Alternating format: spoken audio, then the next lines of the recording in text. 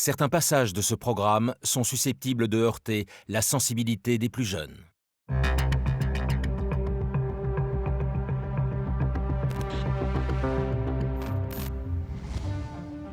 Bonsoir. Les histoires que vous allez découvrir relèvent toutes de phénomènes paranormaux qui, aujourd'hui encore, laissent les scientifiques et les plus grands spécialistes sans réponse. Manifestations surnaturelles, terrifiantes apparitions, observations d'ovnis, personnes possédées, légendes mythiques. Enquête paranormale revient sur tous ces mystérieux événements. Sommes-nous face à une menace extraterrestre?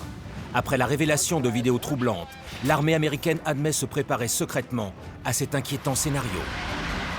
Ces visiteurs d'un autre monde inquiètent. Une menace existe. Cet endroit paradisiaque cache en réalité la maison d'hôte la plus hantée d'Amérique. Découvrez la plantation Myrtles et sa sinistre réputation. Tous les phénomènes qu'on peut rencontrer dans une maison hantée sont réunis à la plantation Myrtles. Les effrayantes apparitions de cette créature ont terrifié la ville de Point Pleasant aux États-Unis. Retour sur l'incroyable légende du Mossman, le messager de la mort. Les habitants de Point Pleasant sont convaincus qu'une menace plane sur la ville. Le légendaire monstre du Loch Ness existe-t-il vraiment? Une expédition scientifique a de nouveau tenté de percer le secret de ce lac mystérieux. Ce qui est l'une des plus grandes énigmes de tous les temps est peut-être en passe d'être résolue. Depuis 40 ans, chacune de ces apparitions terrorise tout un continent. On l'appelle le Chupacabra, et cette terrifiante créature semble être de retour. Pour des millions de personnes, cette créature existe bel et bien et elle a quelque chose de surnaturel. On la surnomme la Comtesse Sanglante. Découvrez la véritable histoire d'Elizabeth Bathory, la femme vampire qui aurait inspiré le personnage de Dracula. Le sang était une obsession pour Elizabeth Bathory. Elle lui prêtait des pouvoirs surnaturels.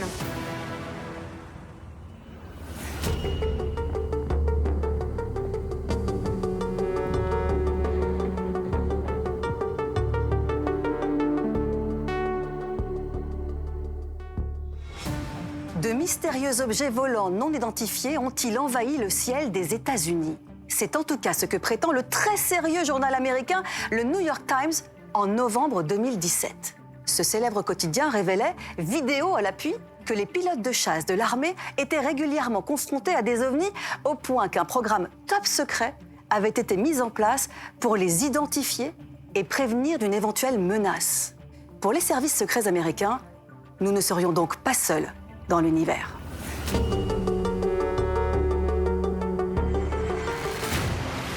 En 2015, des pilotes de chasse de l'armée américaine étaient les témoins d'un incroyable phénomène. La présence d'objets volants non identifiés au comportement aussi étrange qu'exceptionnel. On ne sait toujours pas ce que c'est, et ça, les Américains, ils ne peuvent pas le supporter. Non seulement l'armée ignore ce que sont ces choses volantes, mais pire, il y a une collision qui a été évitée de justesse avec l'un des pilotes. Ce n'est pas un seul ovni que les militaires vont observer, mais plusieurs. Et ça va durer plusieurs mois. Alors que plusieurs vidéos troublantes sont publiées en 2017 par le prestigieux New York Times, ces journalistes révèlent l'existence d'un programme militaire top secret et une potentielle menace extraterrestre. On apprend que le programme a été financé à hauteur de 22 millions de dollars. Pour la première fois, il montre que les États-Unis, la première puissance mondiale, montrent un intérêt pour les phénomènes ovnis. Ces phénomènes inexpliqués ont-ils une origine extraterrestre? On est face à quelqu'un qui a eu accès à des informations et des dossiers classés secret défense et qui affirme tout simplement que le phénomène extraterrestre est une réalité. À quel scénario doit-on se préparer? Ces visiteurs d'un autre monde inquiètent. Une menace existe. Retour sur ces mystérieux ovnis, une menace sous surveillance.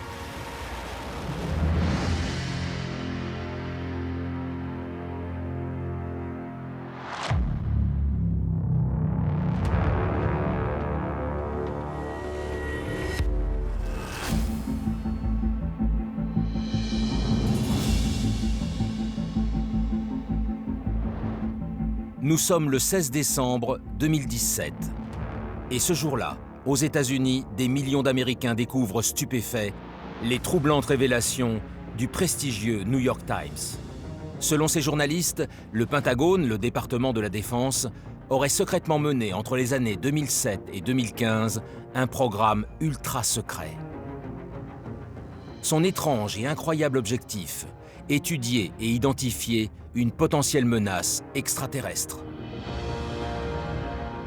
Il y a un article du New York Times qui vient de sortir et le New York Times, c'est pas n'importe quel journal. Ce sont vraiment des journalistes qui font des investigations. Et là, ils font une révélation juste incroyable. Le New York Times apprend aux Américains que le département de la Défense a mis sur pied un programme pour étudier les ovnis et pour préparer les pilotes face à d'éventuelles rencontres qu'ils pourraient avoir. Et on peut penser que s'il sort de telles informations, c'est qu'il a des preuves irréfutables derrière. Les Américains, quand ils apprennent la réalité de ce programme, ils se disent « Waouh, la menace existe, les extraterrestres sont là, si l'armée, si le Pentagone étudie ce phénomène, c'est qu'il est réel. » Ce programme était à la base mis en place pour essayer de faire attention à l'espace aérien. C'est quand même une question de sécurité. Ce qui est intéressant dans ce programme, c'est qu'il n'est pas caché, il est carrément occulté. C'est-à-dire ce qu'on appelle un programme fantôme.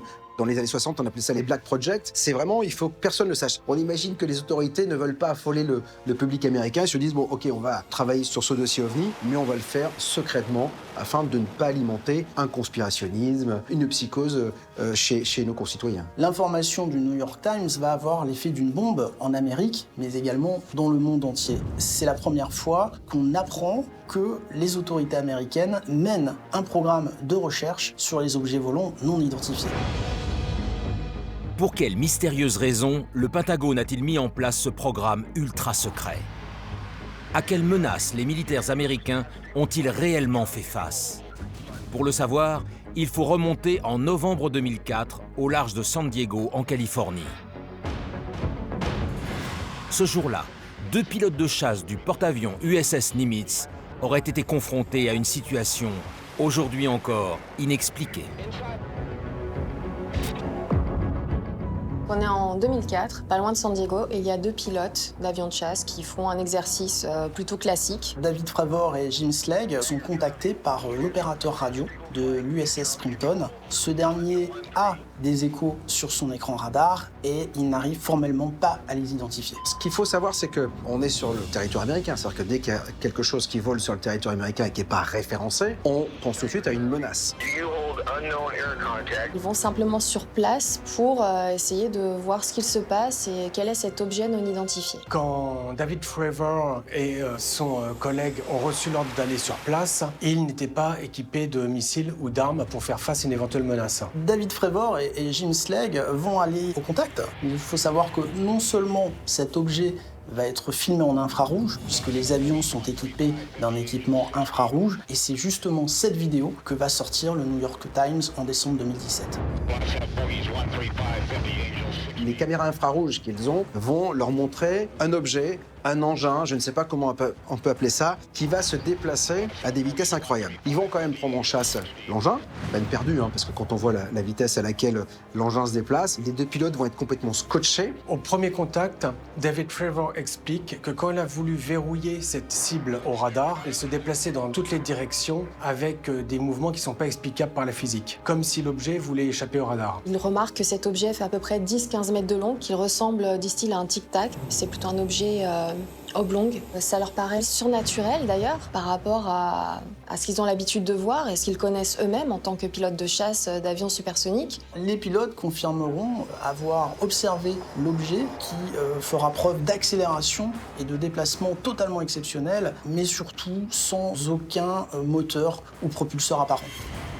Cet incident, bien sûr, va être rapporté à leur hiérarchie. On va l'appeler l'incident de l'USS Nimitz. Ils demanderont des informations auprès des instances gouvernementales et surtout des instances militaires, et ce sera une fin de non-recevoir, c'est-à-dire qu'on ne va rien leur dire. Un peu comme si même l'armée elle-même était incapable de donner des informations et une explication sur ce phénomène.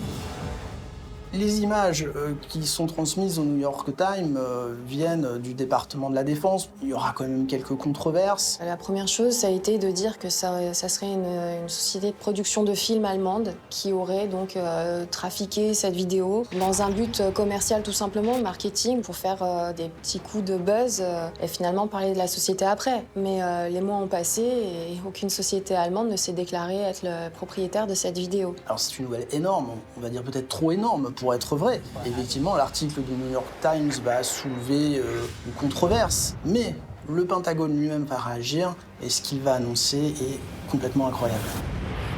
En effet, si pour certains, l'étrange vidéo tirée du mystérieux incident de l'USS Nimitz n'est qu'une supercherie, la réponse du gouvernement américain après les révélations du New York Times va définitivement accréditer l'existence d'une véritable menace OVNI.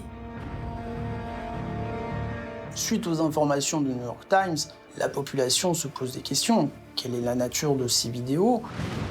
Quels sont ces objets? Et surtout, y a-t-il une menace? On va être face à une armée, face à un gouvernement américain qui va baisser les bras et qui va dire oui, on a eu un programme secret. Oui, notre ciel est survolé. On ne sait pas ce que c'est. On ne sait pas si c'est extraterrestre ou étranger, etc. Mais comme l'espace américain aérien, en tout cas, est survolé, il y a une officier qui est chargée d'étudier ces phénomènes. Le programme vient de l'idée du sénateur Harry Reid, un sénateur démocrate, qui a ce projet. On apprend que le programme a été financé pendant 5 ans, officiellement. Un des buts était de récolter toutes les observations d'OVNI, surtout celles faites par les pilotes, pour les analyser avec les moyens techniques les plus élaborés. Concrètement, le Pentagone admet que ce qui passe dans le ciel américain n'est pas totalement sous contrôle. En mai 2019, le porte-parole, Christopher Sherwood, indiquera que ce programme a bien été mis en place puisqu'ils sont devant une impasse et qu'ils ne comprennent pas la nature des objets vus par les pilotes. Si officiellement le programme d'identification de la menace OVNI a cessé en 2012, certains experts prétendent qu'il se poursuivrait dans le plus grand secret. Car comme le révèle le New York Times, les incidents étranges se multiplient.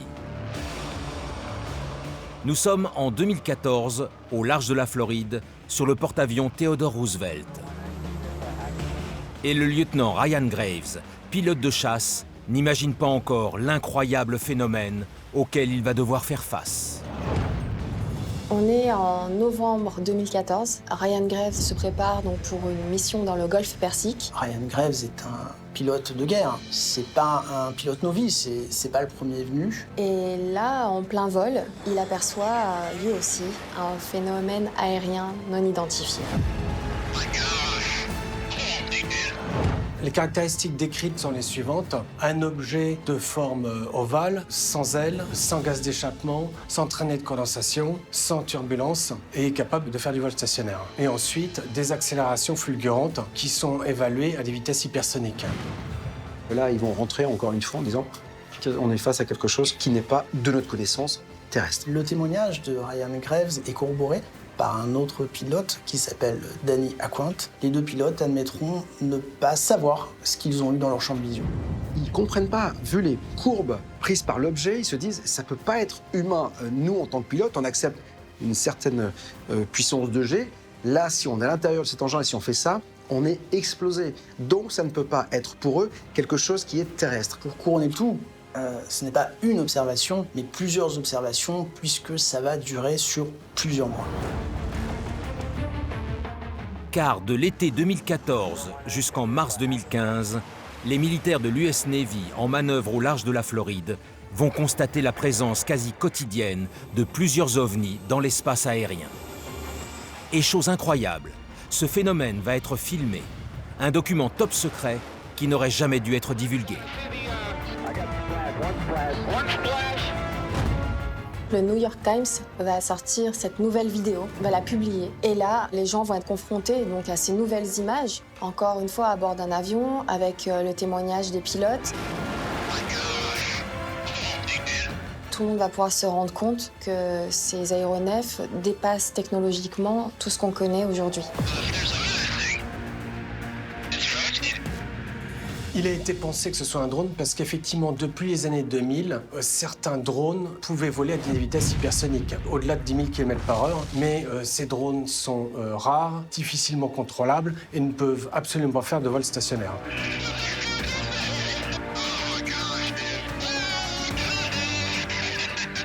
Non seulement l'armée ignore quelle est la nature de ces objets, mais en plus, une collision a été évitée de très peu. Donc le scénario de drone militaire ne tient pas puisque l'armée américaine ne mettrait pas en danger ses pilotes pour tester des nouveaux appareils. durant cette période, tout le monde va être mobilisé, on va dépenser de l'argent, l'armée va dépenser de l'argent, va essayer de comprendre, va mobiliser des scientifiques pour un résultat nul. Et c'est ça qui va dérouter tout le monde, c'est qu'en fait, malgré toute la dépense d'énergie, d'argent et de cerveau au service de la compréhension de ce phénomène, on ne sait toujours pas ce que c'est. Et ça, les Américains, ils ne peuvent pas le supporter. Ces phénomènes aériens non identifiés sont-ils le fruit d'une intelligence extraterrestre visitant régulièrement notre planète? Si l'armée américaine refuse toujours de se prononcer, Robert Bigelow, l'un des principaux partenaires industriels de la NASA, va publiquement briser le tabou. Robert Bigelow est un milliardaire américain, un entrepreneur qui a fait fortune. Robert Bigelow est le président de la société Bigelow Aerospace, qui est chargé de construire des modèles habitables et gonflables pour la Station spatiale internationale. Robert Bigelow travaille pour la NASA, mais en 2007, il est directement contacté par le Pentagone pour piloter ce fameux budget de 22 millions de dollars. Le problème, c'est que on est toujours face à des gens qui sont sous le coup du secret défense, mais qui ne peuvent pas s'empêcher de parler. Et un beau jour, sur CBS, il va aller plus vite que la musique, ce Robert Bigelow. Est-ce que vous imaginez que lors de nos voyages spatiaux, on pourrait rencontrer d'autres formes de vie intelligente? Vous n'avez pas besoin d'aller si loin. Ils sont déjà chez nous? Pour lui, en tout cas, la vie extraterrestre existe. Et non seulement elle existe, mais elle vient nous voir. Donc, c'est pas n'importe qui dit ça. Pour Robert Bigelow, la question n'est plus de savoir si des extraterrestres sont là, mais quelles sont leurs intentions. Il y a quelque chose qui va aussi peut-être faire penser que ce que dit Bigelow est vrai.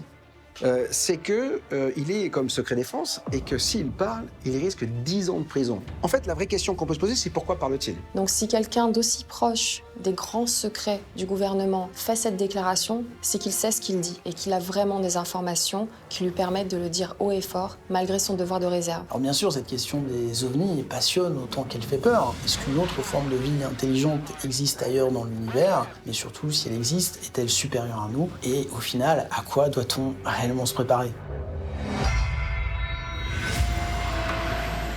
Les étranges phénomènes aériens observés par les pilotes de l'US Navy sont-ils la preuve d'une inquiétante présence extraterrestre? Ces ovnis représentent-ils une menace? Le 10 septembre 2019, 2 ans après la révélation de ces images qui devaient rester secrètes, l'armée américaine a officiellement authentifié les vidéos et confirme avoir détecté ces mystérieux engins aux capacités totalement inconnues.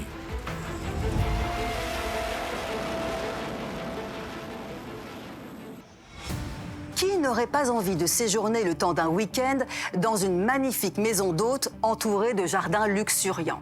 La plantation Myrtle en Louisiane et ses 17 chambres semblent a priori l'endroit rêvé. Mais après ce que vous allez voir, vous changerez sans doute d'avis, car derrière ce paradis se cacherait en réalité l'un des lieux les plus hantés d'Amérique.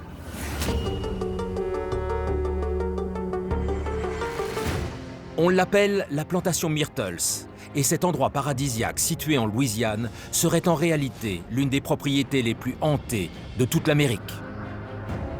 Tous les phénomènes qu'on peut rencontrer dans une maison hantée sont réunis à la plantation Myrtle. C'est un lieu chargé d'histoire. C'est souvent une porte ouverte vers un monde invisible. D'apparitions inexpliquées en phénomènes surnaturels étranges, comment cette propriété devenue chambre d'hôte est-elle devenue l'un des hauts lieux du paranormal aux États-Unis? On raconte que des clients sont pris de panique, terrorisés par ce qu'ils ont vu. Toutes ces histoires qu'on raconte sur ces fantômes qui hanteraient la plantation seraient donc vraies. Cet endroit aussi mystérieux que fascinant est-il une porte ouverte sur un monde invisible? Oh, sur la caméra, regarde là. Il restera toujours un mystère sur cette plantation. Personne aujourd'hui n'est capable d'expliquer réellement ce qui se passe sur cette propriété. Plongé au cœur de l'étrange et inquiétante plantation Myrtles, l'un des lieux les plus hantés d'Amérique.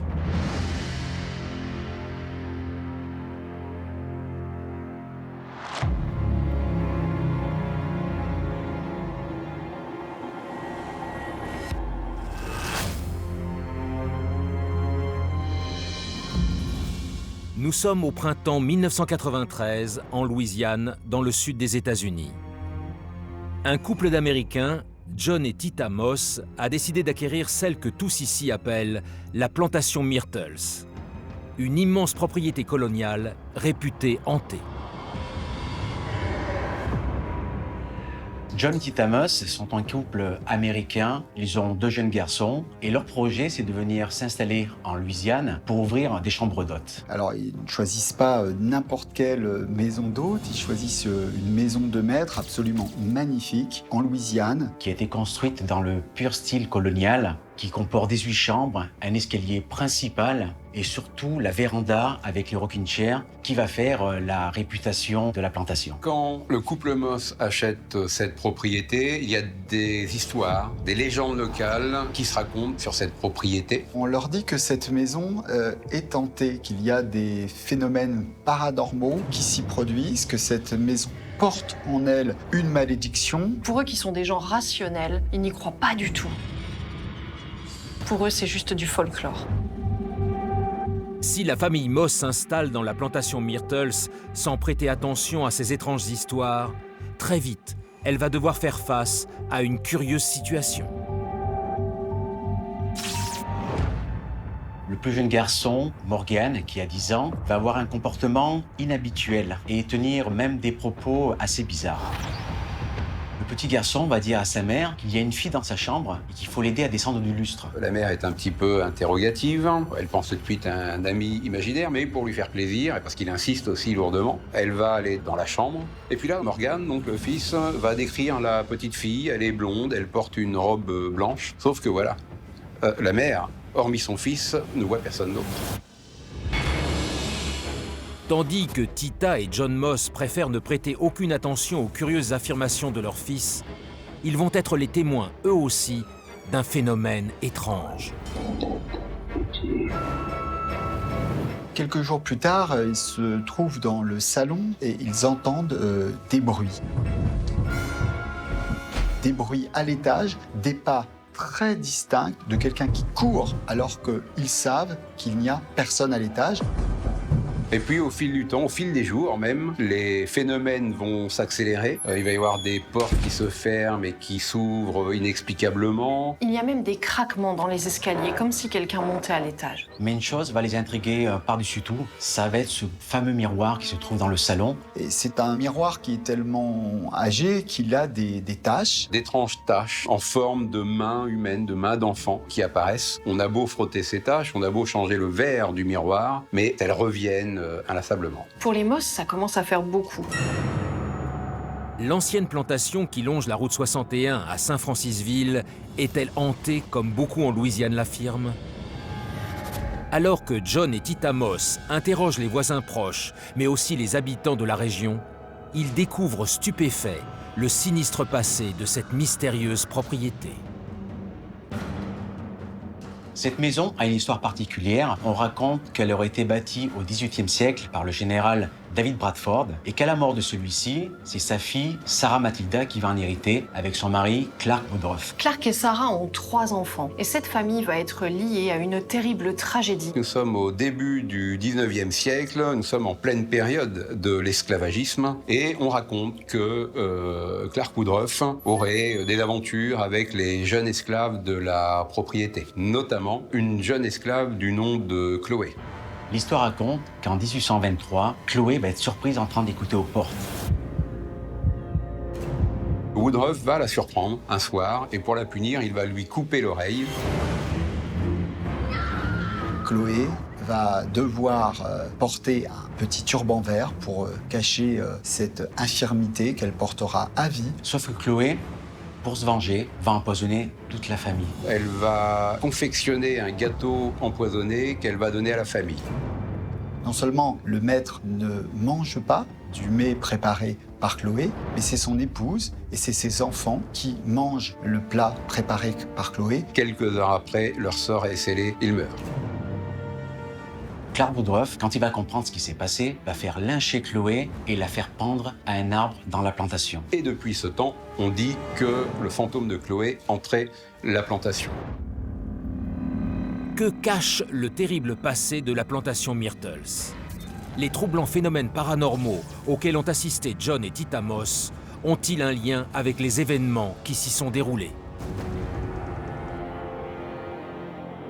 Quand les Moss se renseignent auprès du voisinage, pour eux, tout s'éclaire. Les Louisianais racontent qu'il y aurait dans cette maison 3 fantômes qui sont 3 soldats de l'armée du Nord tués en 1863 à l'intérieur de la demeure. On va même leur raconter la fameuse légende de la 17e marche. On est en 1871, l'avocat William Drew Winter va être assassiné par balle.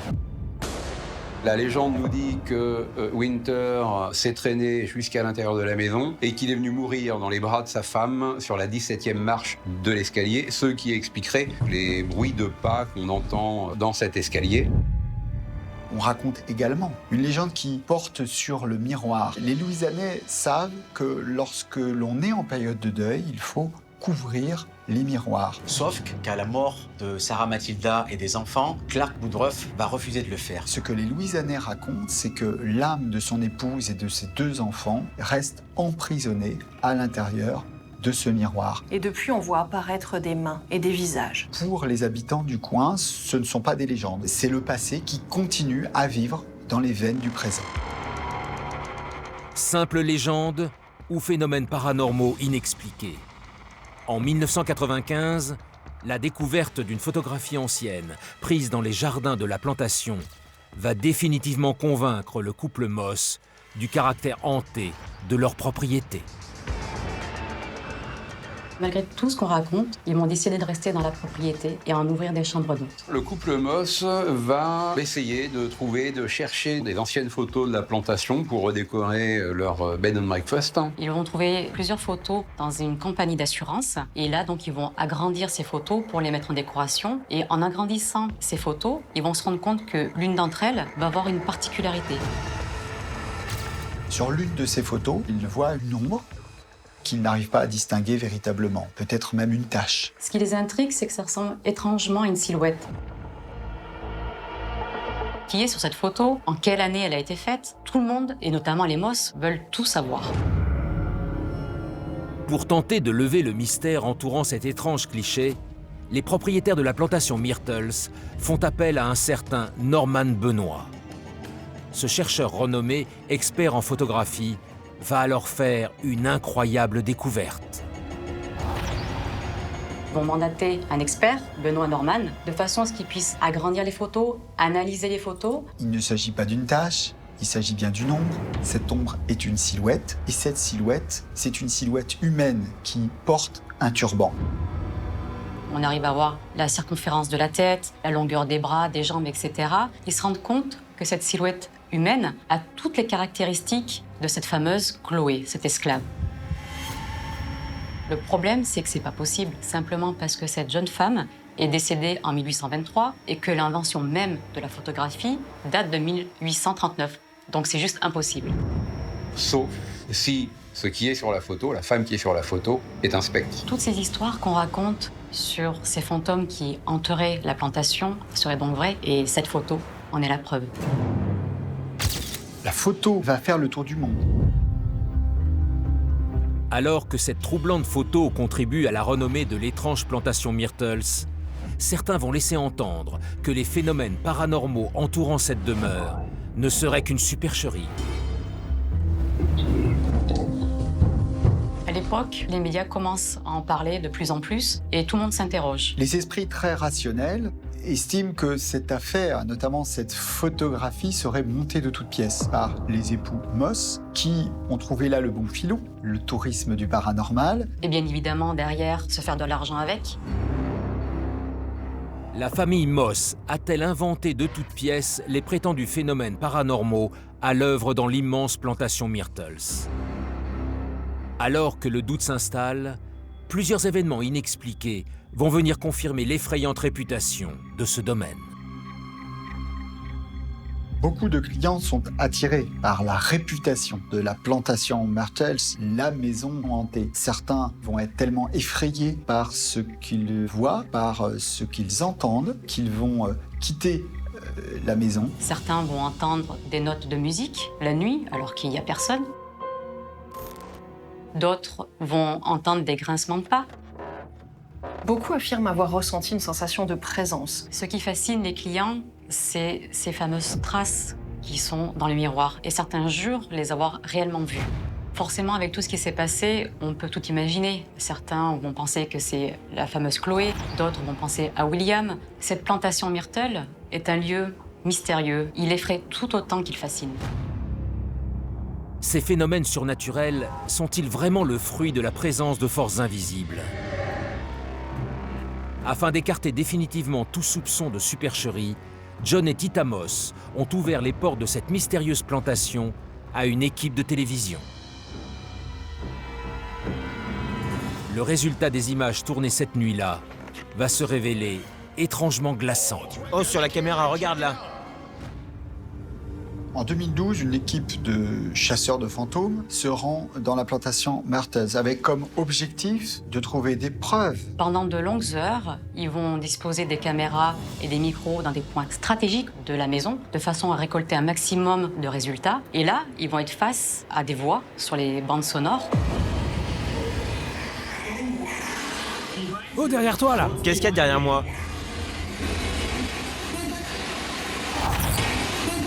Il y a très clairement des voix qui sont entendues, alors même qu'on a pris soin de vider la demeure, évidemment, de tous ses clients. Sur les enregistrements vidéo, on distingue clairement une ombre apparaître sur les images infrarouges.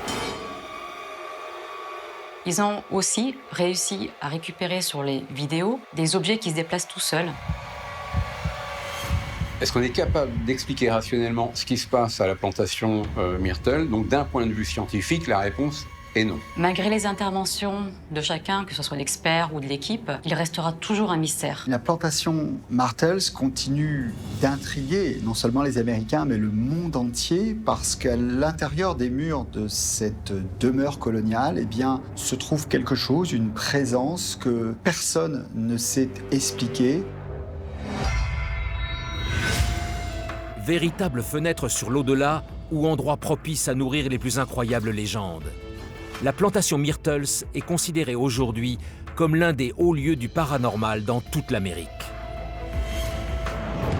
26 ans après sa transformation en chambre d'hôte, cette mystérieuse propriété attire chaque année plusieurs milliers de visiteurs.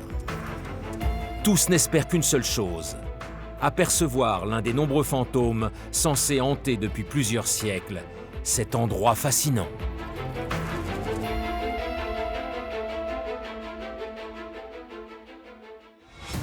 En 2002, le célèbre film La prophétie des ombres avec Richard Gere a raconté l'étrange histoire d'une petite ville américaine dans laquelle les habitants étaient terrorisés par l'apparition d'une immense créature ailée, mi-homme, mi-papillon, appelée le Mothman.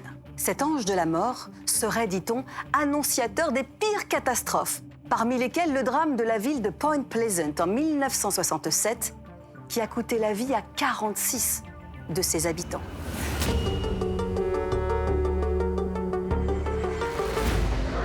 On le surnomme l'ange de la mort, et sa terrifiante apparition serait synonyme des pires catastrophes. Et chaque fois que nous avons connu de grands désastres, comme le 11 septembre à New York, la catastrophe nucléaire de Tchernobyl, des témoins prétendent avoir aperçu une créature ailée aux yeux rouges. Révélé en 2002 dans le célèbre film La prophétie des ombres avec Richard Gere, qu'est-il arrivé à ma femme? La mystérieuse existence du Mothman, l'homme papillon, est inspirée d'une histoire vraie.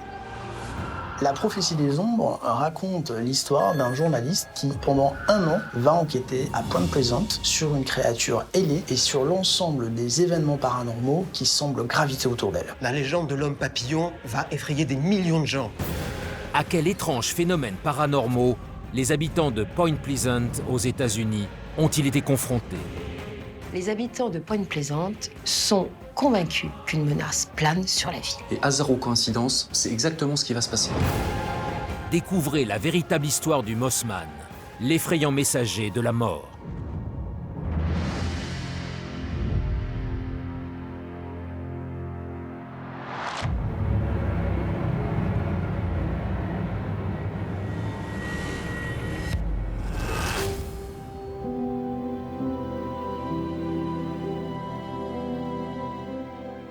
Nous sommes à Point Pleasant, une petite ville de Virginie occidentale située à l'est des États-Unis.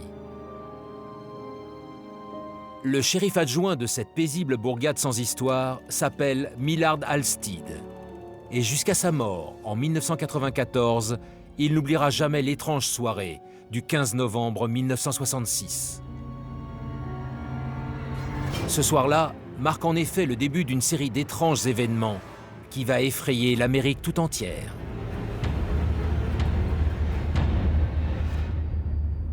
Point Pleasant, c'est une petite ville de 5000 habitants au bord de la rivière Ohio. Et en cette fin d'année 1966, c'est une soirée assez banale pour Millard Halstead, le shérif adjoint du comté. Millard Halstead est un homme de 39 ans qui est connu pour son sérieux et sa rigueur. Cette soirée du 15 novembre 66 vont débarquer dans le bureau de l'adjoint du shérif 4 personnes. Roger Scaberry, qui a 18 ans, avec son épouse qui s'appelle Linda. Et il y a Steve Merlett, qui a 20 ans, avec son épouse qui s'appelle Mary. Ils sont dans un état de panique, ils sont complètement tétanisés de peur. Ils racontent qu'ils étaient dans une zone qui borde Point Pleasant, qui s'appelle la zone TNT, où se trouve une usine d'explosifs désaffectés.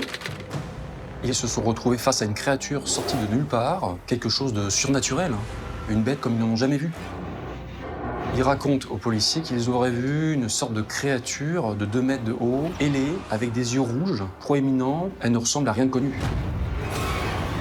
On peut imaginer la terreur de ces 4 promeneurs, donc ils vont s'engouffrer dans leur voiture, démarrer à tombeau ouvert et parcourir une centaine de mètres. Mais c'est là que le cauchemar commence. Parce qu'au bout de 100 mètres, ils vont à nouveau voir cette créature au bord de la route. Et au moment où ils la dépassent, cette créature se soulève, étend des ailes de chauve-souris qui mesurent à peu près 3 mètres d'envergure, et cette créature va les survoler. Ils vont semer avec beaucoup de difficulté cette créature qui va s'arrêter net comme s'il y avait une limite à la lisière de la zone TNT. Dès qu'on arrive sur Point Pleasant et non loin du Silver Bridge, la créature disparaît. Dernier détail qui aura son importance, durant leur fuite, les jeunes disent avoir aperçu le cadavre d'un énorme chien étendu sur la route. Que s'est-il vraiment passé lors de cette étrange soirée du 15 novembre 1966 à Point Pleasant? Hallucination collective? Canular ou phénomène surnaturel inexpliqué?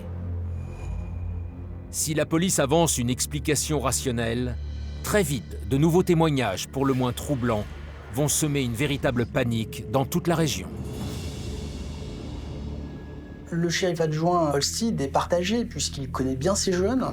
Il est persuadé qu'il ne raconte pas une histoire pour se moquer de lui, mais initialement, il pense plutôt qu'ils ont peut-être commis une méprise avec une histoire de chouette géante dont on entend parler et qui entrait les parages depuis une centaine d'années. Mais Steve Mallett, le conducteur, et les 3 autres occupants du véhicule sont formels. Ils savent très bien ce qu'ils ont vu. Ils ont bien vu la créature puisqu'elle volait à leur hauteur. Il n'y avait pas de confusion possible. Ils vont même dire que si on ne les croit pas, ils sont prêts à passer au détecteur de mensonges.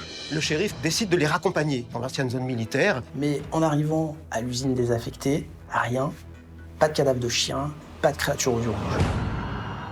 Dès le lendemain, un autre témoin va se manifester. Et ce qu'il va raconter aux policiers va non seulement confirmer les faits, mais aussi déclencher une véritable vague de paranoïa et de peur dans toute la région. En effet, nous sommes à Doddridge County, une bourgade située à 2 heures de route de Point Pleasant.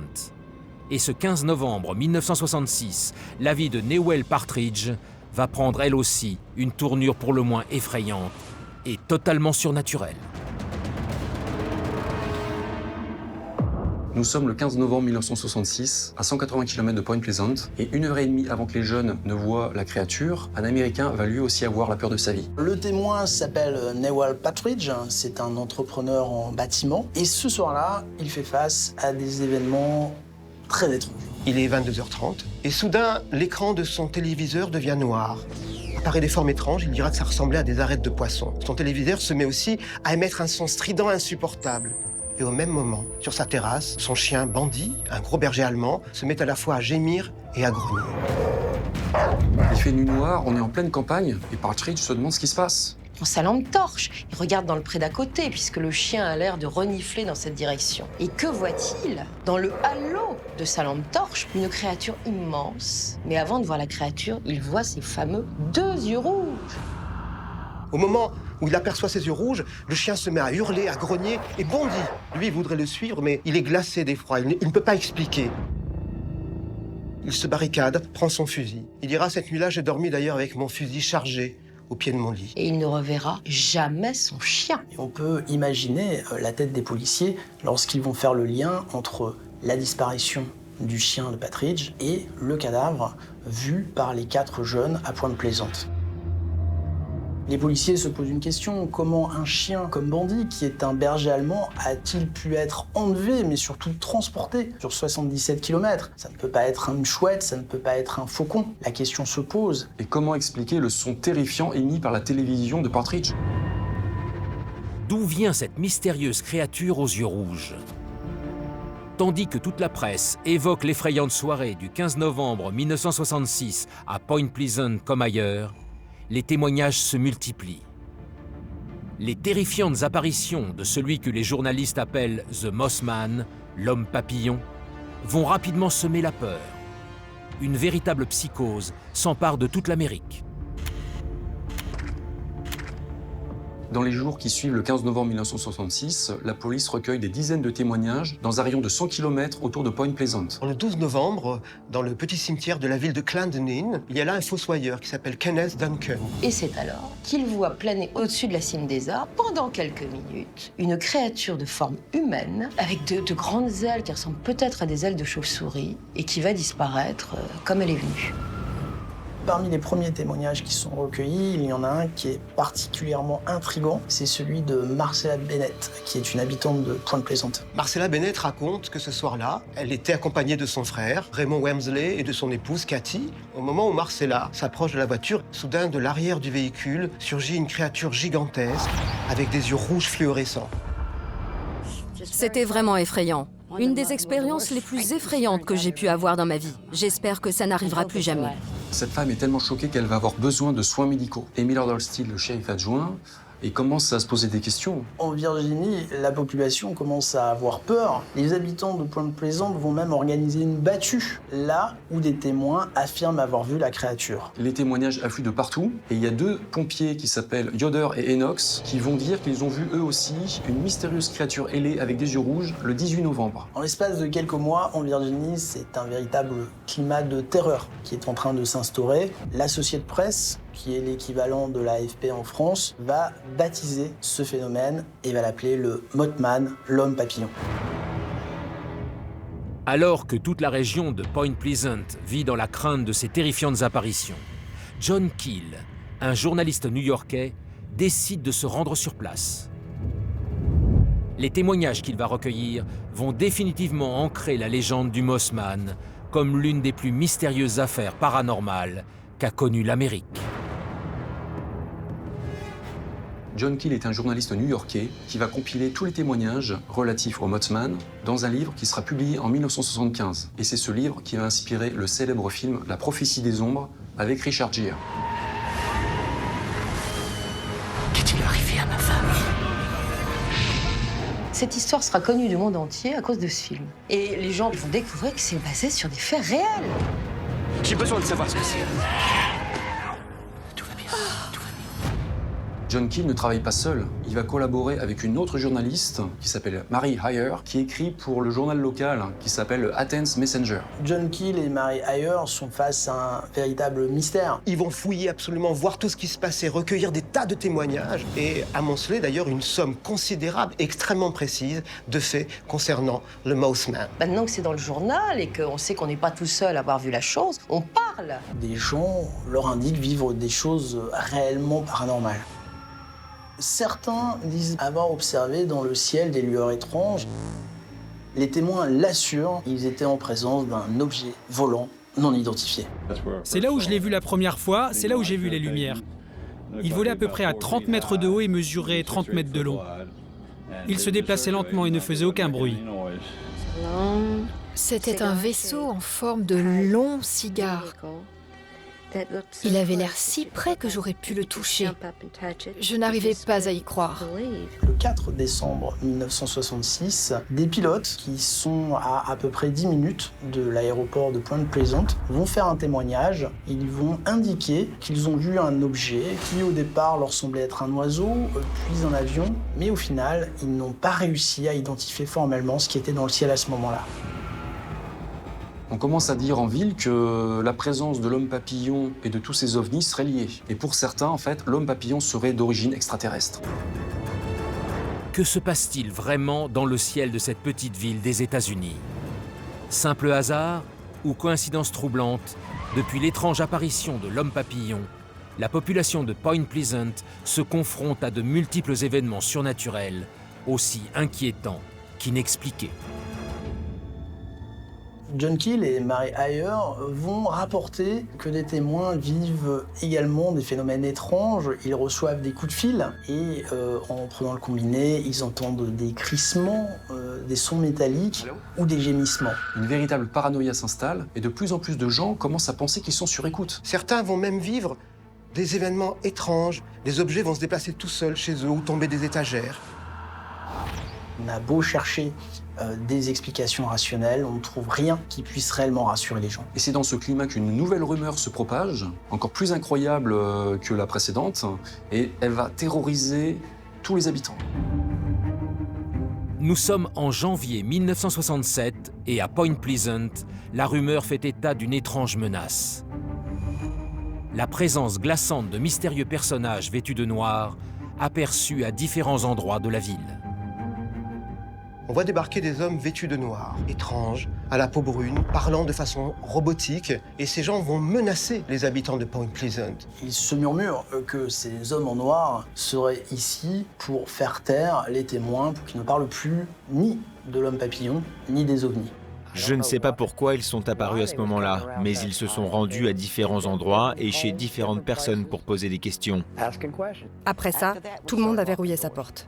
Les gens sont terrifiés puisqu'aux États-Unis, les hommes en noir font partie du folklore américain. Depuis 1947, on aurait vu ces Men in Black à de nombreuses reprises, à chaque fois qu'on aurait vu des ovnis. Alors les sceptiques vont dire tout ça c'est des canulars, c'est des farces, c'est de l'hystérie collective. La peur pousserait les gens à imaginer des choses absolument inconcevables. La seule certitude qu'on ait à ce moment-là, c'est que personne n'arrive réellement à gérer cette situation. Les habitants de Point Pleasant sont convaincus qu'une menace plane sur la ville. Et hasard ou coïncidence, c'est exactement ce qui va se passer. Nous sommes le 15 décembre 1967. Un événement dramatique va marquer à jamais l'histoire de la ville et asseoir la funeste légende du mystérieux Mossman. Point Pleasant est bordé par la rivière Ohio et est relié à la ville de Gallipolis par un pont qui s'appelle le Silver Bridge.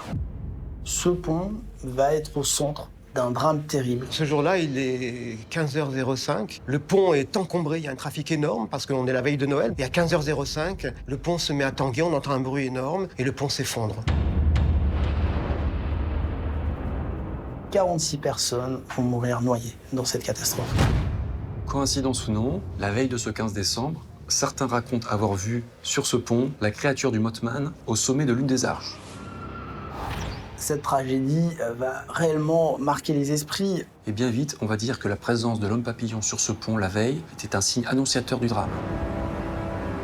La tragédie du Silver Bridge était-elle annoncée comme certains l'affirment?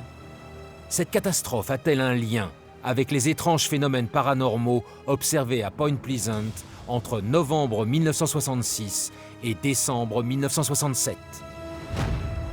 Les gens de Point Pleasant pensent qu'en fait, ce Mothman était un messager. Il était venu pour annoncer ce terrible désastre.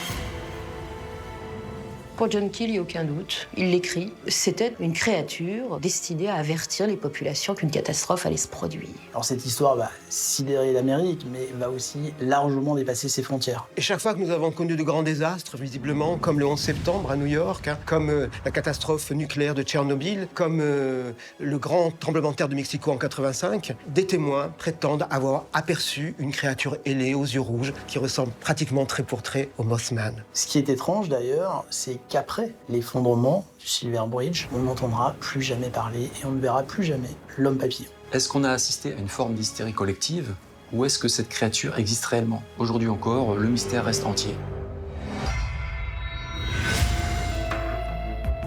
Si l'enquête sur la terrible tragédie du Silver Bridge a conclu à une défaillance structurelle du pont et écarté toute cause surnaturelle à la catastrophe, plus de 50 ans après les faits, l'ombre du mystérieux Mossman plane toujours sur la petite ville de Point Pleasant.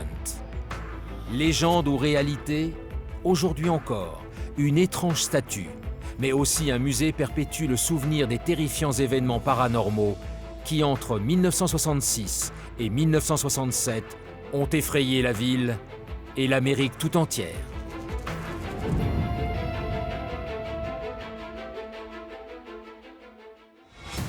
Le Loch Ness est sans doute l'un des plus célèbres, mais aussi l'un des plus mystérieux lacs du monde. Situé dans les Highlands, en Écosse, de nombreux témoins affirment avoir aperçu dans ces eaux sombres un étrange monstre marin tout droit sorti de la préhistoire.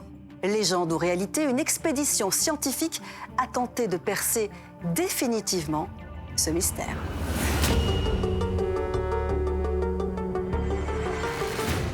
C'est l'un des endroits les plus énigmatiques au monde, et beaucoup affirment que ces eaux seraient hantées par une étrange créature. Le Loch Ness exerce une véritable fascination. On ne compte plus les témoins qui jurent avoir observé celui que tout le monde a baptisé Nessie. Ce lac abrite-t-il vraiment un monstre préhistorique, comme certains l'affirment? Les scientifiques ont de très bonnes raisons de croire que quelque chose se trame dans les profondeurs du Loch Ness. C'est un lac qui est nimbé de mystères. Légende ou réalité, quels étranges secrets se cachent dans les eaux sombres de ce lac désormais mythique? Ce qui est l'une des plus grandes énigmes de tous les temps est peut-être en passe d'être résolu. Plongé dans l'incroyable énigme du monstre du Loch Ness, cette mystérieuse créature aux origines encore inexpliquées.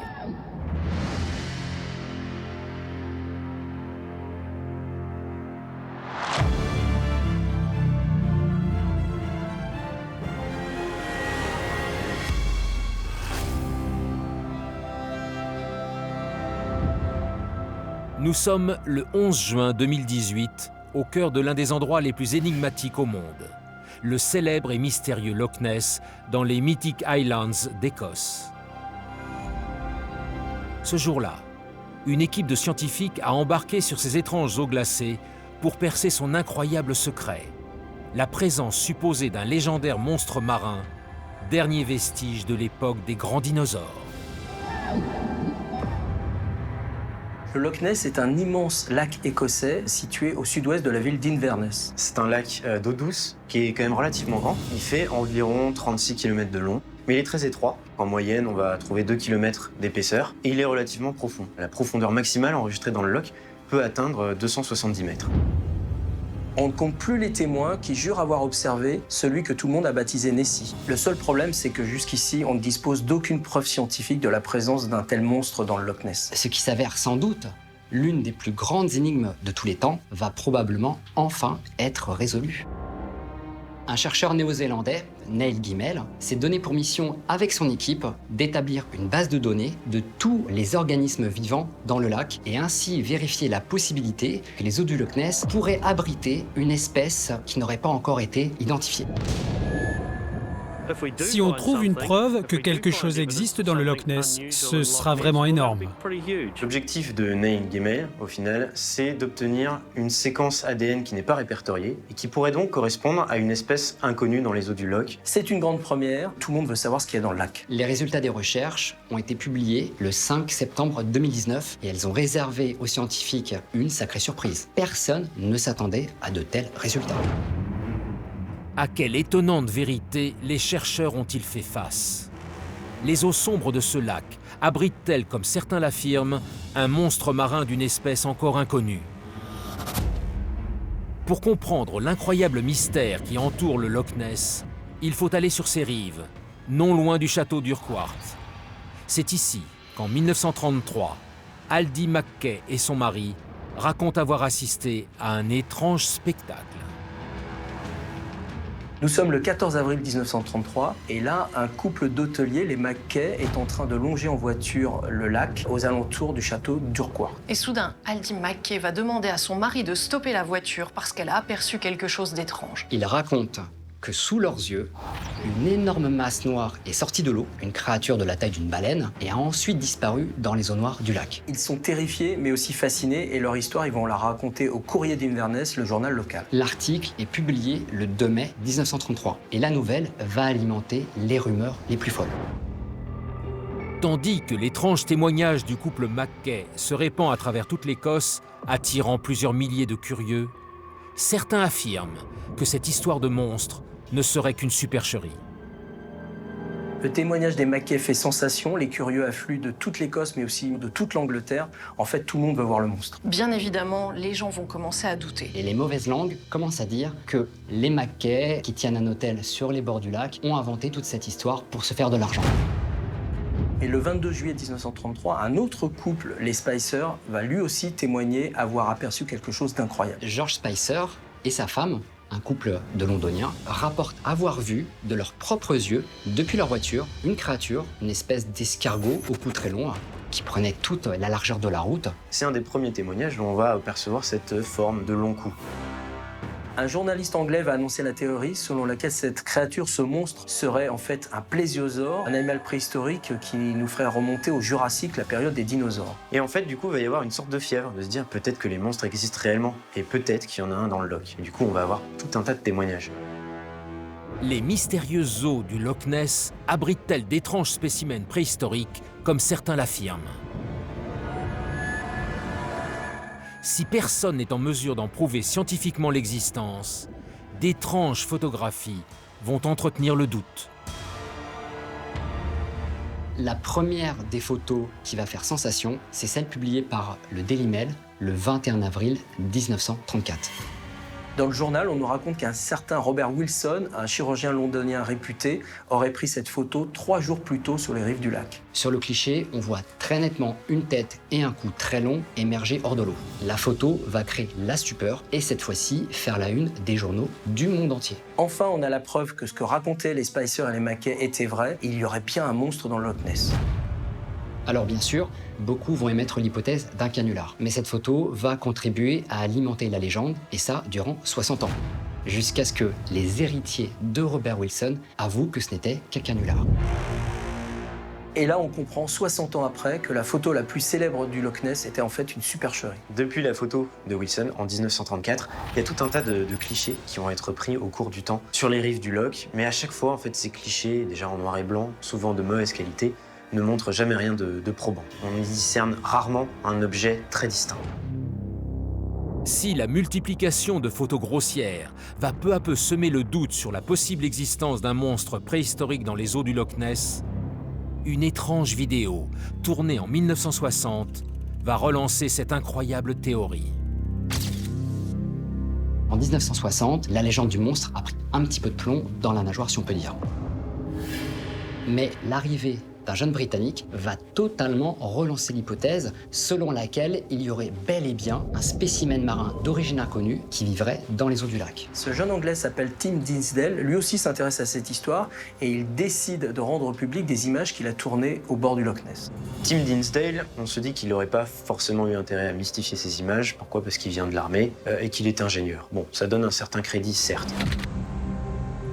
Les images tournées par cet ingénieur militaire vont révéler quelque chose de très curieux. On voit clairement sur son film une bosse noire en fait au milieu d'un sillon qui semble avancer à la surface de l'eau. Et la forme qu'a cette chose, eh bien ce n'est pas un bateau et ne ressemble à aucun animal connu.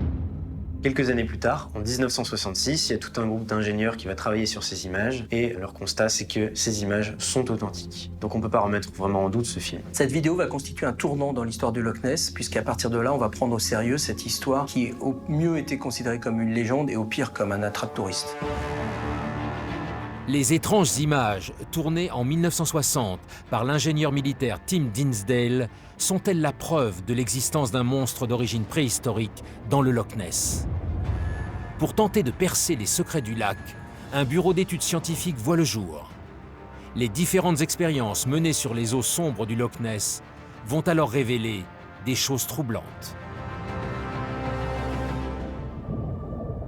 Suite aux images tournées par Tim Dinsdale et le doute qui en découle, eh bien en 1961, un bureau d'études va être créé, le Loch Ness Investigation Bureau. Depuis 1933, il y a tout un tas de témoignages qui s'accumulent sur le monstre du Loch Ness. Et pour éviter que tout ça soit un peu fouillis, on a besoin de gens pour trier les témoignages et mettre un peu d'ordre. C'est le but du bureau d'investigation des phénomènes du Loch Ness. Mais le mystère reste entier. Pendant 12 ans, on va observer le lac et rien ne va s'y passer. Pas l'ombre d'un monstre en vue. Et en 72, la persévérance des scientifiques va porter ses fruits. Le monstre semble faire son grand retour.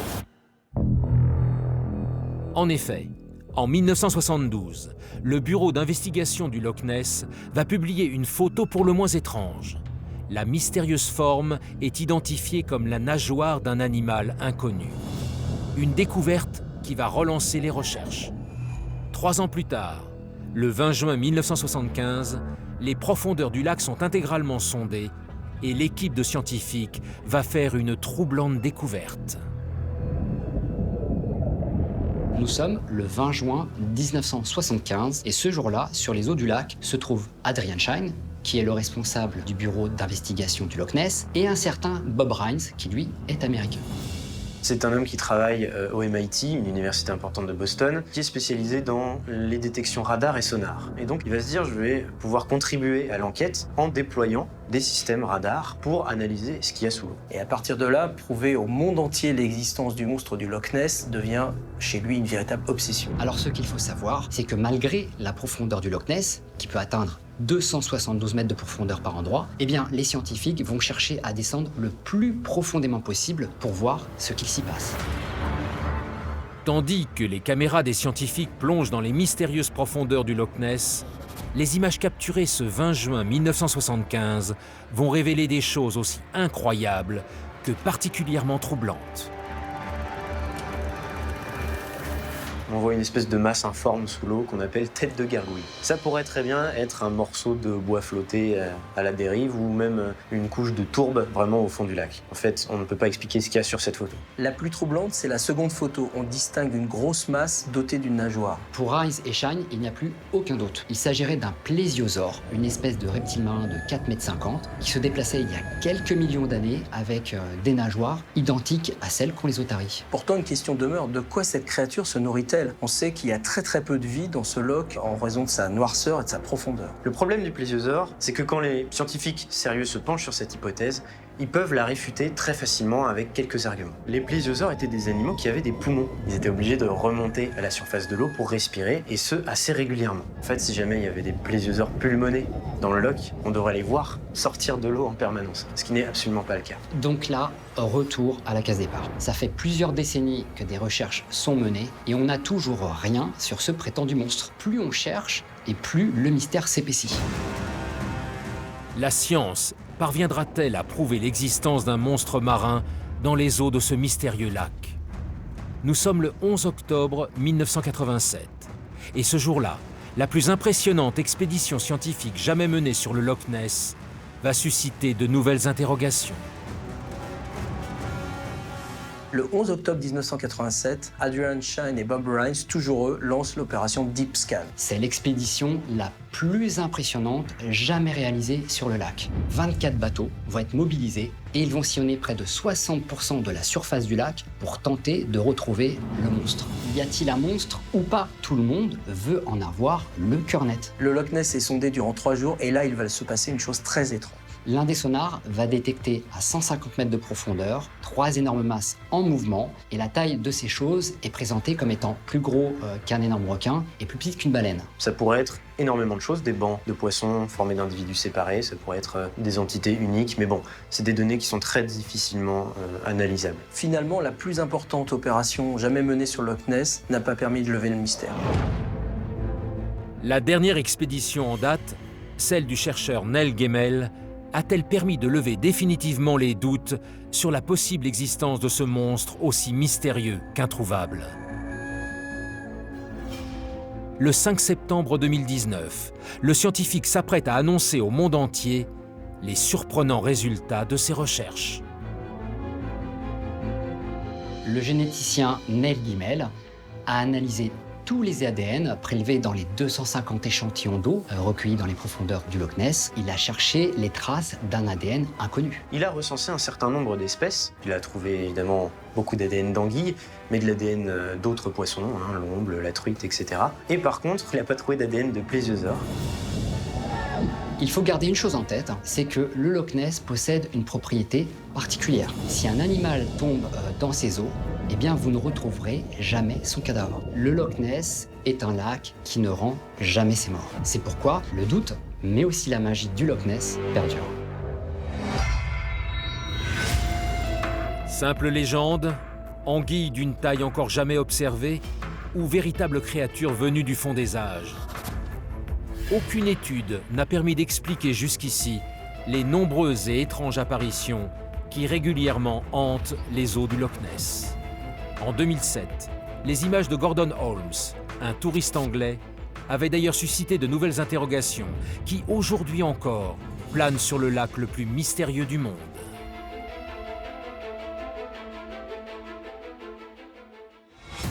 En 1975, la découverte sur l'île de Porto Rico de centaines de cadavres d'animaux mutilés et vidés de leur sang allait donner naissance à l'une des plus terrifiantes légendes, celle du chupacabra. Cette créature cauchemardesque, décrite par de nombreux témoins comme n'étant ni vraiment humaine ni vraiment animale, terrorise depuis plus de 40 ans tout le continent américain.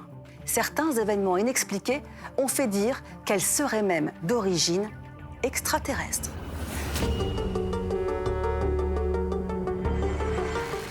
On l'appelle le chupacabra, et sa simple évocation est synonyme de cauchemar pour de nombreux habitants du continent américain. Pour des millions de personnes, cette créature existe bel et bien et elle a quelque chose de surnaturel. Les gens sont persuadés d'avoir affaire à un vampire. Une véritable psychose s'installe. Personne ne va plus dormir sur ses deux oreilles. Comment, depuis 40 ans, cette mystérieuse créature a-t-elle semé la mort et la désolation? Les animaux sont tués la nuit et on les retrouve le matin avec un trou totalement vidé de leur sang, voire de leurs organes internes. C'est un carnage, un véritable massacre. On est face à un phénomène d'ampleur jamais vu et totalement inexpliqué. Que révèlent les incroyables témoignages de ceux qui disent l'avoir aperçu? Ce témoin parle d'une créature qui n'est ni vraiment un homme, ni vraiment un animal. Pour certains, il n'y a aucun doute, le chupacabra serait en fait une créature extraterrestre. Légende urbaine, espèce mutante inconnue ou créature d'origine extraterrestre. Retour sur la terrifiante histoire du chupacabra, la mystérieuse créature qui terrorise les Amériques.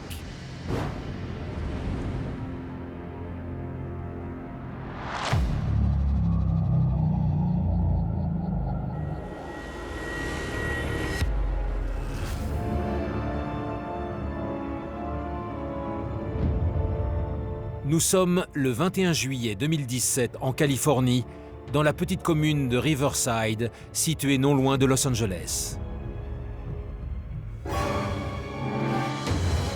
La journée de Cary Shuker s'annonce paisible. Mais cet Américain est loin de s'imaginer qu'il va vivre une rencontre aussi étrange que terrifiante. Cary Shuker est un entrepreneur californien de 70 ans et ce jour-là, il est chez lui quand tout à coup, il voit son chat qui était dans le jardin rentrer à toute vitesse dans la maison. Cary Shuker est étonné, son chat est plutôt paisible d'habitude, qu'est-ce qui lui prend? Donc il sort, et il ne va pas être déçu du voyage. Que voit-il planté sur sa pelouse, bien droit debout? Une créature absolument affreuse, qui ne ressemble à rien. Il dit que cette chose, c'est comme ça qu'il l'appelle, se tenait debout dans son jardin et l'aurait regardé de manière menaçante. Cette créature se tenait dehors et me regardait fixement. Et je la regardais aussi, et c'était vraiment la chose la plus horrible que j'ai jamais vue. Elle avait une grande queue de rat comme un opossum, elle n'avait pas de pelage et des dents qui s'entremêlaient hors de sa gueule. La voir m'a beaucoup dérangé parce qu'elle me regardait très bizarrement. Alors je lui ai hurlé dessus, comme ça, et la créature s'est retournée et m'a regardé à nouveau et a fait comme ça. Et là je me suis dit, mais qu'est-ce que c'est que ce truc ? La description que fait Cary Shuker de cette chose fait froid dans le dos. Il raconte qu'à ce moment-là, il pense avoir affaire à un animal, une espèce mutante, mais ce qui est curieux, c'est qu'il est incapable de définir ce que c'est. On peut penser que cet homme a exagéré les choses ou raconte des histoires, mais d'autres témoins vont se manifester. En effet, chose troublante, d'autres résidents de Riverside vont, comme Carrie Shuker, affirmer avoir aperçu, elles aussi, cette inquiétante créature à l'aspect terrifiant.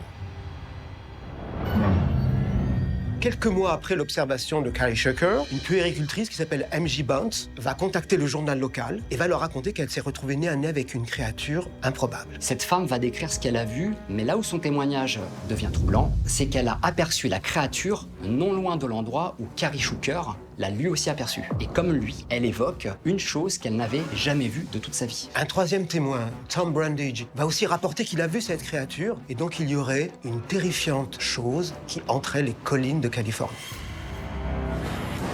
La presse va relayer le témoignage de ces 3 Californiens et réveiller toutes les peurs. Cette chose qu'ils décrivent ressemble pour beaucoup au Chupacabra. La créature qui terrifie des millions de gens à travers tout le continent américain.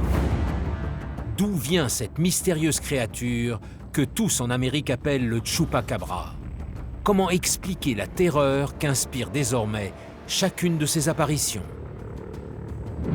Tout a commencé en 1975 sur l'île de Porto Rico. Cette île, située au cœur des Caraïbes, va être secouée par une série d'événements étranges et à ce jour encore totalement inexpliqués. Le matin du 25 février 1975, le journal local, El Vocero, va publier un article qui va terrifier bien des gens. Les journalistes racontent que dans la petite ville de Moca, à l'ouest de Porto Rico, les éleveurs et les fermiers du coin sont terrorisés depuis plusieurs semaines. Que dit cet article? Que des paysans et des fermiers de la partie ouest de l'île de Porto Rico retrouvent depuis le début du mois de février leurs animaux tués, massacrés. On ramasse des vaches par dizaines, des cochons, des poulets, des chevaux. Au total, en l'espace d'un mois, ce ne sont pas moins de 107 animaux qui vont être retrouvés, tués dans des circonstances effroyables. C'est un carnage. Ce qui inquiète la population, c'est qu'à Porto Rico, il n'y a pas de prédateurs. Il n'y a aucun félin ou animal susceptible de s'attaquer au bétail. Et surtout, on va constater une chose épouvantable. Les bêtes retrouvées mortes ont un trou au niveau du cou ou de la tête, et elles ont toutes été littéralement vidées de leur sang, voire pour certaines, vidées de leurs organes internes. C'est à ce moment-là qu'on va avoir une idée, évidemment. Il faut trouver les coupables. Et dans le secteur, qu'y a-t-il? Une secte satanique. Donc immédiatement, on a trouvé le coupable. Sauf que cela va continuer. Ce qui est très troublant, c'est que le mode opératoire est toujours le même. Les animaux sont tués la nuit ou le matin très très tôt, et on trouve sur leur peau des éraflures, et certains animaux présentent des incisions. Mais des incisions chirurgicales, comme faites au laser. Donc on ne sait pas quoi penser. À Porto Rico, on ne parle plus que de ça, c'est la terreur. Les locaux vont même donner un nom à cette chose. Ils vont l'appeler le vampire de Moca, car ils sont persuadés d'avoir affaire à une espèce de vampire. Pendant 6 mois, de février à juillet 1975, les gens, ils ont du mal à dormir la nuit. Et puis tout s'arrête brutalement. Alors que cette terrifiante série de crimes cesse mystérieusement sans avoir jamais trouvé d'explication rationnelle, 17 ans plus tard, la population de Porto Rico va de nouveau faire face à ces effrayants phénomènes. En 1992, c'est le retour de la terreur à Porto Rico. Tout le monde avait préféré oublier cette histoire, mais le vampire de Moca va faire son grand retour. Un matin, un berger de l'île va retrouver 8 de ses moutons vidés de leur sang avec 3 marques au cou. En quelques mois, il va y avoir 150 cas d'animaux morts à Porto Rico, avec toujours le même mode opératoire. Alors évidemment, les autorités, la police, tout le monde est sur les dents. On essaye de trouver une explication. Et la panique s'est installée. La population pose des questions et demande des réponses.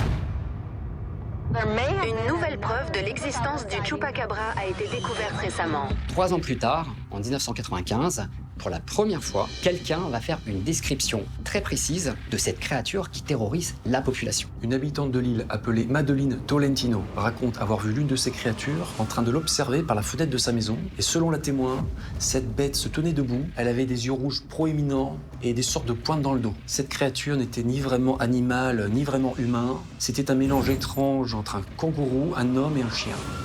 Un présentateur de télé va même baptiser cette créature. Il va l'appeler El Chupacabra, le suceur de chèvre. Hallucination collective alimentée par la peur ou créature effrayante bien réelle? Si le Chupacabra terrorisait jusqu'ici la seule île de Porto Rico, très vite, de Miami en Floride jusqu'aux confins du Mexique, c'est le continent américain tout entier qui va connaître une série d'attaques aussi étranges qu'inexpliquées. Nous sommes à Miami, en mars 1996, et les habitants du quartier latino-américain vont faire face à un véritable massacre. En quelques semaines, une soixantaine d'animaux sont retrouvés morts, avec un trou dans le corps, totalement vidés de leur sang, exactement comme à Porto Rico. Et là, sans que l'on s'y attende, une femme va témoigner. Elle dit avoir vu une espèce de créature qu'elle décrit exactement comme celle aperçue par Madeline Talentino sur l'île de Porto Rico. Le phénomène ne semble pas s'arrêter là, puisque maintenant le Mexique semble frappé par ce chupacabra. Le Chili, la Bolivie, le Salvador, le Nicaragua, l'Argentine, pour ne citer que, subissent également cette série de meurtres étranges. On est face à un phénomène d'ampleur, du jamais vu, et qui reste encore totalement inexpliqué. Alors évidemment, vous savez, dans tous les pays, les autorités, la police, elles n'aiment pas les choses qui sortent de l'ordinaire. Donc ça ne peut qu'être peut-être une chauve-souris géante, ça ne peut être que des coyotes. Alors ces hypothèses ne vont convaincre personne, parce que plusieurs témoins ont vu cette créature. Pour beaucoup de gens et beaucoup de témoins, cette créature a quelque chose de surnaturel. D'où vient cette effrayante créature aperçue désormais à travers tout le continent américain? Le 20 janvier 1996, au Brésil, le témoignage glaçant de 3 jeunes filles va faire le tour du monde.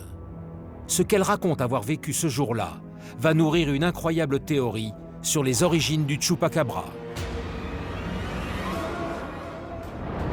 Nous sommes au Brésil, dans la petite ville de Varginha, et le 20 janvier 1996, 3 jeunes femmes, les sœurs Silva et une amie à elle qui s'appelle Katia Xavier, rentrent du travail, quand vers 15h30, elles ont une vision d'horreur. Elle raconte avoir observé une créature effrayante qui était accroupie et recroquevillée contre un mur, et l'aspect qu'avait cette chose va les terrifier. Nous avons vu cette étrange créature, mais elle ne nous a pas vus au début. C'est alors que Katia a crié, et là, elle nous a vus. Elle était marron et sa peau semblait lisse. Elle avait de grands yeux, ronds et rouges. Elle avait aussi 3 cornes sur sa tête et on pouvait voir ses veines sur ses bras. Et ces jeunes filles sont rentrées en larmes chez elles en disant « Nous avons vu un démon ». Il se trouve que la créature telle qu'elle est décrite va faire penser au chupacabra. Ce 20 janvier 1996, cette créature, que l'on dit être le chupacabra, va être capturée par les pompiers et les militaires brésiliens. Mais plus troublant encore, 2 autres spécimens seront capturés le jour même, dans des circonstances étranges. Il faut savoir que le 20 janvier 1996, ça n'est pas une journée comme les autres dans la petite île de Varginha. En ville, les habitants parlent tous d'un ovni qui aurait été observé au-dessus d'une ferme de la ville la veille vers minuit et qui se serait écrasé. Cette affaire va prendre une ampleur considérable et elle sera connue désormais sous le nom de l'incident de Varginha ou le Roswell brésilien. La police, les pompiers et les militaires, informés de la présence de l'OVNI, sont en alerte maximum. Et le matin même, ils vont recevoir un appel leur indiquant la présence d'une étrange créature dans un parc de la ville.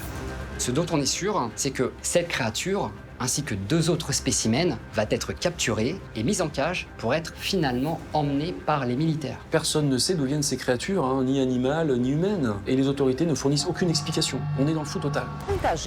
Beaucoup de gens pensent qu'il y a un extraterrestre et ils disent que cette créature a été capturée par les autorités et cachée quelque part. La créature qu'on a retrouvée dans la rue, que les jeunes filles ont vue, pourrait bien être une créature extraterrestre. Plusieurs enquêteurs vont mettre leur nez un peu partout, interroger des témoins et vont soupçonner l'armée de cacher qu'il y a eu un crash et que, évidemment, ces créatures étaient les rescapés de ce crash d'OVNI. Alors, ce qui est très troublant, c'est que la description de ces créatures correspond à celle du chupacabra. Ça expliquerait sa mystérieuse apparition dans différents pays, la manière identique dont les animaux sont tués et vidés de leur sang, et plus étrange, le fait que tous les témoignages sur son apparence concordent. On ne s'étonnera pas que le chupacabra soit apparu à Porto Rico. C'est l'île où il y a un phénomène ovni récurrent, des rencontres extraterrestres, des créatures particulières. D'ailleurs, on est à la lisière du triangle des Bermudes, donc pour beaucoup, ce n'est pas une coïncidence. Si vous prenez le témoignage des 3 Brésiliennes, si vous ajoutez les témoins oculaires du chupacabra, si vous ajoutez encore le silence de l'armée et le mystérieux ovni observé à Varginha, tout ça, ça ne fait que apporter un peu plus de mystère à la nature véritable du chupacabra. Ça entretient le doute. Le chupacabra reste une énigme. On peut dire que c'est une légende urbaine. Mais comment expliquer la mort de tous ces animaux? Extraterrestres, espèces mutantes, en l'absence d'explication rationnelle, on peut tout imaginer. Plus de 40 ans après sa première apparition sur l'île de Porto Rico, le Chupacabra continue de fasciner autant qu'il effraie. Faute d'explication rationnelle, le mystère continue d'alimenter encore régulièrement la une des journaux télévisés américains.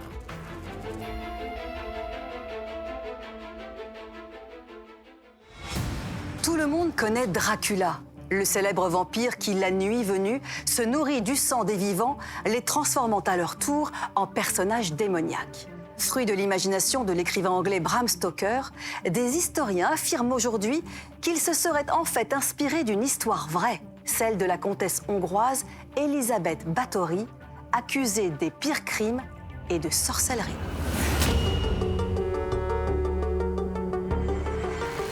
Elle s'appelle Elisabeth Báthory et son nom est associé depuis plus de 400 ans à l'une des légendes les plus terrifiantes qui soit, l'existence des vampires. On est face à l'une des plus grandes tueuses en série de toute l'histoire criminelle. À côté, Dracula ou Vlad Tepes fait office d'enfant de cœur. Véritable vampire ou légende créée de toutes pièces? À quels événements terrifiants les témoins de l'époque disent-ils avoir assisté? On plonge dans le quotidien le plus terrifiant. On parle de vampirisme, de cannibalisme, d'actes de sorcellerie, de torture et de rituels sataniques. Les témoins affirment qu'Elisabeth Báthory se baignait dans le sang de ses victimes. Le sang était une obsession pour Elisabeth Báthory. Elle lui prêtait des pouvoirs surnaturels. Recherche de la beauté éternelle, crime en série et sorcellerie. Retour sur la terrifiante histoire d'Elisabeth Báthory, la femme vampire qui aurait réellement inspiré le personnage de Dracula.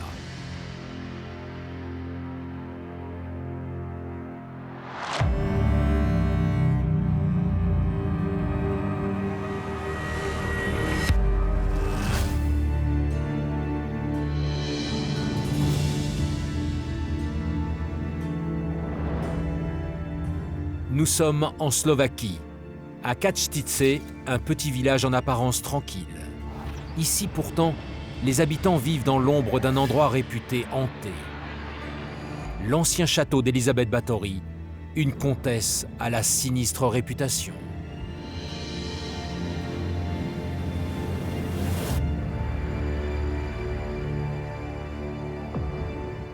Katowice, c'est un petit village d'environ 4000 âmes. Ça se trouve en Slovaquie. Et il ne s'y passe pas grand-chose, si ce n'est qu'il y a dans ce village un château.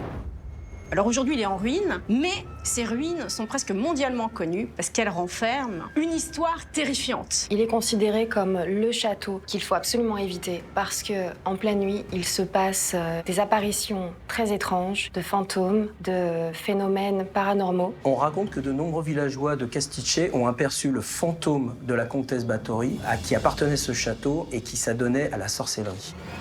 Il serait hanté par l'esprit de ses victimes. On y apercevrait des ombres noires de forme humaine. On peut noter par exemple l'apparition d'une jeune fille en pleurs. On peut aussi entendre des voix désincarnées qui s'élèvent du château. Pour beaucoup, cet endroit est maudit. C'est la demeure de l'un des tout premiers vampires de l'histoire et surtout, ce vampire est une femme. Qui est vraiment Elisabeth Báthory, dont le fantôme continue de hanter les ruines de ce château maudit? De quels terrifiants événements est accusée celle que la légende présente comme un véritable vampire?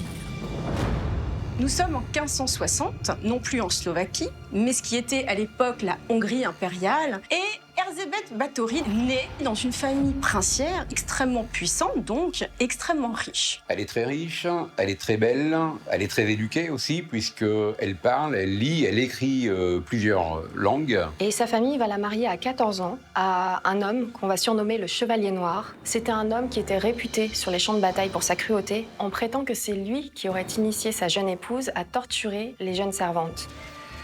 Elisabeth Báthory reçoit de son sinistre mari en cadeau de mariage le fameux château de Castice. L'histoire raconte qu'elle va transformer cet endroit en un lieu de torture et de massacre jamais vu auparavant. On prête à cette comtesse d'avoir transformé son château en véritable porte des enfers. Croiser la route d'Elisabeth Báthory ou de l'un de ses complices, c'était synonyme de mort, une mort lente et terrifiante. Si tous ces meurtres et ces tortures effroyables nous sont parvenus aujourd'hui, eh bien c'est grâce à un pasteur luthérien. En effet, dans cette région reculée de Slovaquie, une étrange rumeur se répand. Dans son sinistre château, la comtesse Elisabeth Báthory s'adonnerait à de terrifiants rituels de sorcellerie. Pour parvenir à ses fins, la comtesse Báthory avait réuni autour d'elle une équipe. Elle va employer à son service une femme des alentours qui est connue dans la région pour être une sorcière. Elle s'appelle Anna Darvolia, elle est d'origine croate et les gens la décrivent comme une bête sauvage ayant pris forme humaine. Des villageois effrayés vont venir se confier au pasteur local et vont lui dire qu'il y a quelque chose d'absolument diabolique dans ce château. Il y a comme une odeur de sang qui flotte partout. Alors, ce pasteur s'appelle István Magyari et il va se rendre compte qu'autour du château, des dizaines de filles disparaissent. Le pasteur va prêter une attention toute particulière à ces doléances parce que lui-même a été appelé par la comtesse il y a quelque temps pour bénir des cercueils. Et dans ces cercueils, Magyari pense qu'il y a plusieurs cadavres parce qu'il y a des cercueils anormalement grands. Ils pourraient contenir 2, 3 corps, voire plus. Ça va mettre la puce à l'oreille à ce Magyari et il va aller à Vienne, à la cour de l'empereur Matthias, pour rapporter tous ces témoignages. Il va demander à ce qu'une enquête soit ouverte. La justice va fermer les yeux et ça va durer encore 2 ans, tout simplement parce que déjà, d'une part, Elisabeth étant une noble, une comtesse, elle était intouchable. Non seulement elle appartient à une puissante famille, mais elle finance le trésor du roi et quand le roi a besoin d'argent, il fait appel à elle. Mais alors que les témoignages s'accumulent sur les atrocités commises dans le château maudit, le 29 décembre 1610, une armée aux ordres du roi de Hongrie procède à l'arrestation d'Elisabeth Báthory et de tous ses complices. Accusée de meurtre et d'actes de sorcellerie, le procès de la terrifiante comtesse va mettre en lumière ces étranges pratiques criminelles. Le 7 janvier 1611, le procès débute. Elle n'est pas présente parce que par rapport à son rang, elle n'a pas l'obligation d'être présente. Ses complices ont été arrêtés et interrogés, et vraisemblablement sous la torture, mais il y a aussi plus de 306 témoins qui vont être interrogés par ce tribunal. On plonge dans le quotidien le plus terrifiant qui soit. On parle de vampirisme, de cannibalisme, d'actes de sorcellerie, de torture et même de rituels sataniques. Dracula, à côté de cette femme, c'est un enfant de cœur. On est face à l'une des plus grandes tueuses en série de toute l'histoire criminelle. Et là, ce que vont avouer ses complices va semer l'effroi. Ça va être tout simplement terrible. On n'a jamais entendu ça. L'histoire raconte que Elisabeth de Báthory se baignait dans le sang de ses propres victimes. Mais avant ça, elle les torturait. Et elle continuait encore de les torturer pendant qu'elle récupérait le sang. Et elle se baignait ensuite dans ce sang-là, croyant aux bienfaits surnaturels que le sang avait. On raconte qu'elle était hantée par la peur de vieillir. Elle est obsédée par sa jeunesse et s'était rendue compte qu'en battant une jeune servante, du sang lui avait éclaboussé le visage et ce sang avait rendu sa peau beaucoup plus lumineuse, beaucoup plus belle. Donc à partir de ce moment-là, elle se dit « mais il me faut du sang frais de ces jeunes filles ». Le sang était une obsession pour Elisabeth Báthory, elle lui prêtait des pouvoirs surnaturels et pour elle le sang était un véritable élixir de jouvence. Cette terrifiante obsession pour le sang va précipiter la chute d'Elisabeth Báthory. La comtesse aurait brutalement choisi d'assassiner des jeunes filles de bonne famille. Selon la légende, si le roi d'Hongrie se décide à intervenir, c'est qu'Elisabeth Báthory s'est mise à enlever non plus de jeunes paysannes dont personne n'a que faire, mais des filles de la noblesse. On raconte qu'à la mort d'Anna Darvolia, la première sorcière, celle-ci va très vite être remplacée par une autre sorcière qui s'appelle Herzi Majorova. Et c'est elle qui va convaincre la comtesse d'accueillir, d'attirer finalement des jeunes filles de la noblesse parce que leur sang serait soi-disant plus pur. Pour attirer les jeunes filles de la petite noblesse, elle est très maligne puisqu'elle va créer un genre d'école où on va apprendre les bonnes manières. Et donc là, c'était le plan parfait pour attirer à elle ses futures victimes. Seulement, au XVIe siècle, si on n'a que faire des paysannes, on n'en a pas que faire des particules. Et le roi est obligé d'intervenir. Il y a une autre théorie qui existe, c'est celle du complot. Le roi, finalement, aurait eu envie de récupérer les immenses territoires d'Elisabeth Báthory. La deuxième chose qui est avancée, c'est qu'on avait intérêt, finalement, à neutraliser Báthory. Parce qu'elle est très riche et elle prêtait de l'argent à Mathias Ier. Et comme elle en détient beaucoup, eh bien, elle a prêté tout cet argent et donc le roi se retrouve avec une dette incroyable. Donc finalement, plus de Báthory, ça veut dire plus de dette. En plus, on fait mainmise sur tous les territoires et les châteaux qu'elle possède. Cette comtesse était probablement impliquée dans des crimes odieux et son personnel était sans doute maltraité, mais on a peut-être exagéré. Il est très difficile d'estimer le nombre de ces victimes. Dans les plus basses estimations, on estime qu'il y a eu 36 victimes. Alors il y en a eu plus puisqu'on a exhumé plus d'une cinquantaine de corps autour du château et dans le château. Et puis dans les hautes estimations, on estime qu'il y a eu 650 victimes puisque lors du procès, un témoin va parler d'un petit carnet qui est mis à jour par la comtesse elle-même et qui liste toutes ces victimes. Et dans ce carnet, il y a 650 victimes. Après, on n'a jamais retrouvé ce carnet, donc on peut douter de son existence. On sait avec certitude qu'Elisabeth Báthory était réputée pour sa cruauté. Tous les ingrédients sont réunis pour que cette femme incarne l'horreur à elle seule. Elisabeth Báthory est-elle vraiment ce vampire assoiffé de sang, coupable de crimes défiant l'imagination? En 1611, celle à qui l'on prête d'inquiétants pouvoirs occultes est condamnée à une peine qui va contribuer à entretenir sa sinistre légende. On ne va pas tuer Elisabeth Báthory parce que c'est une noble. Même si elle est coupable des pires atrocités, on ne peut pas aller jusque-là. Contrairement à ses complices qu'on va exécuter, elle va être emmurée vivante. Mais alors dans un réduit épouvantable, sans fenêtre, sans rien. Elle reste là dans le noir, il y a juste une petite ouverture par laquelle ses joailliers glissent sa nourriture. Elle va rester 3 ans enfermée dans ce cercueil de pierre et c'est la fin tragique d'une femme dont le nom même terrorisait toute la région. Si les atrocités qu'on lui prête sont vraies, la région s'est débarrassée d'un véritable tueur en série au féminin, voire même d'un véritable vampire. Le 21 août 1614, après 3 années de captivité, Elisabeth Báthory disparaissait à l'âge de 54 ans. Ultime fait troublant, cette adepte de la sorcellerie, persuadée que le sang et les rituels magiques lui donneraient la jeunesse éternelle, serait morte sans avoir rien perdu de son étrange beauté. À Kastitse, 4 siècles plus tard, on prétend que le fantôme d'Elisabeth Báthory hante toujours son château maudit. Vampire ou non, la comtesse sanglante serait celle qui a inspiré l'écrivain Bram Stoker à l'origine du terrifiant personnage de Dracula.